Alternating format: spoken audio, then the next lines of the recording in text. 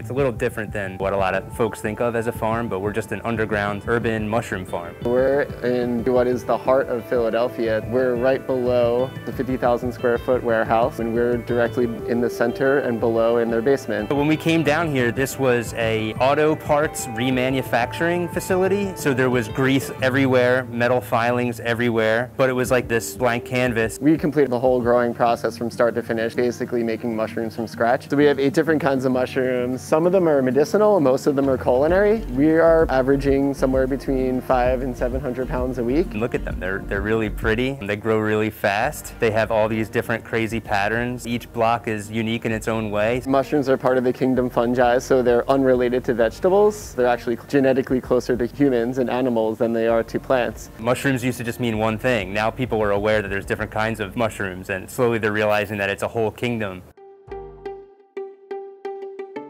We are Mycopolitan Mushroom Company. And mycopolitan is a made-up term. It's basically a portmanteau. Myco is the prefix that means mushroom or fungi, and politan, the city. These are called Piopino mushrooms, also known as black poplar, and they are maybe our fanciest mushroom. I've always loved being in nature and finding stuff in nature. The idea of finding like delicious food growing on the forest floor and growing on trees, and I just very quickly got obsessed. This guy dragged me into it, and it just blew my mind immediately. And then the magic of being able to take a clone or a spore from a mushroom that you found in the wild, and the ability to then grow that out yourself and bring it into cultivation is just like such a magical thing to us. We have blue oysters. They're so pretty and they're so versatile. There really isn't much out there that does represent sustainable food production within an urban environment. Mushrooms requires the product to be incredibly fresh. The sooner you eat them, the better they are for you, the better they taste, the better they cook. We kind of saw a niche because there's so many awesome restaurants in Philadelphia. The idea of working directly with like amazing chefs was really something that we were excited about. These are lion's mane. These are one of these mushrooms that some people absolutely love. Other folks, they don't know exactly what to do with it. This is kind of like the dirtier part of the mushroom farm gig. Substrate is the term that we use in mushroom farming for the recipe that you're going to be putting the mushroom spores into. The mushrooms that we grow like to grow on fallen logs in the woods.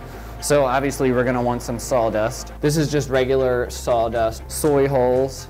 This is wheat bran, and this is gypsum, which is what we use to add minerals to our substrate. Here's shiitake. This is a mushroom that most people will be familiar with. It has this melt in your mouth consistency to it when you get it as fresh as we're providing it. I'm taking that spawn and distributing it into the sawdust bag. It's a genetic material that will eventually become mushrooms. Then those bags will go into incubation, depending on the variety, up to 3 months. And they kind of live in this dark room for a while, where the mycelium, which is the white fungal network that eventually becomes mushrooms, kind of just grows and consumes their food. We take them into the grow room and we expose them to air, humidity, and light, and that produces mushrooms. The possibilities are really endless from a culinary standpoint. You are getting a lot of different nutritional benefits. We're still scratching the surface of what's possible. When you're working with mushrooms, you're just opening up this door of discovery along the way.